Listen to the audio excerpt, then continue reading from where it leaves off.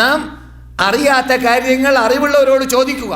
അറിവുള്ളവരാണെങ്കിൽ അറിവുള്ളത് മറ്റുള്ളവർക്ക് എത്തിച്ചു കൊടുക്കണമെന്ന ആ ബാധ്യത, ആ ഉത്തരവാദിത്തം അവൻ്റെ തലപ്പത്തുണ്ട് എന്നത് ഓർക്കുക. പണ്ഡിതന്മാർ, പ്രബോധകന്മാർ എല്ലാവരും ശ്രദ്ധിക്കേണ്ട കാര്യമാണ്. വലൗ അന്നാ അഹ്ലൽ ഇൽമി സാനൂഹു സാനഹും വലൗ അള്ളമൂഹു ഫിന്നുഫൂസി ലഉള്ളിമാ വലാകിൻ അഹാനൂഹു ഫഹാന വദന്നസു മുഹയ്യാഹു ബിൽഅത്മാഇ ഹത്താ തജഹമാ. ഇന്നത്തെ പണ്ഡിതന്മാരിലേക്ക് ഒന്ന് അടുപ്പിച്ച് കൂട്ടിച്ചേർത്ത് പഠിക്കേണ്ടതായ ഭാഗമാണ്. പണ്ഡിതന്മാർ അവരറിഞ്ഞിരുന്നുവെങ്കിൽ ഇൽമ്, അവർ ഉൾക്കൊള്ളുന്ന വിജ്ഞാനം അവരെ രക്ഷപ്പെടുത്തിയിരുന്നേനെ. പക്ഷെ അവർ ഉൾക്കൊള്ളുന്ന വിജ്ഞാനം അവർക്കറിയാത്തത് കൊണ്ട് തന്നെ, അത് ഉൾക്കൊള്ളാത്തത് കൊണ്ട് തന്നെ അവരെ നിന്ദ്യപ്പെടുത്തി.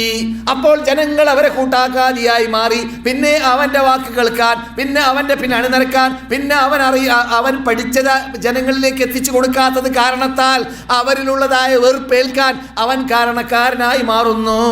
അതാണ് يقولون لي فيك انقباض وإنما رأوا رجلا عن موقف الذل أحجما أرى الناس من داناه موهان عندهم ومن أكرمته عزة النفس أكرما. അതാണ് ഒമൻ അക്രമതുഹു ഇസ്സത്തു നഫ്സി ഉക്രിമാ.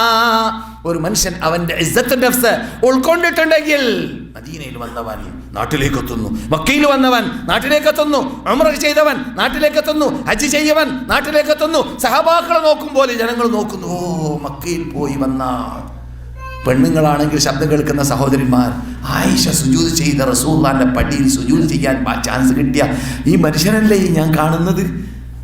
സഹാബാക്കൾ നോക്കും പോലെ നമ്മൾ നോക്കുക. എന്നിട്ട് കൊള്ളരുതാത്ത കോന്തനായി താന്തോ നിവാസിയായി ആണ് അവരുടെ മുമ്പിൽ ജീവിക്കുന്നതെങ്കിൽ എന്താണ് സംഭവിക്കുക?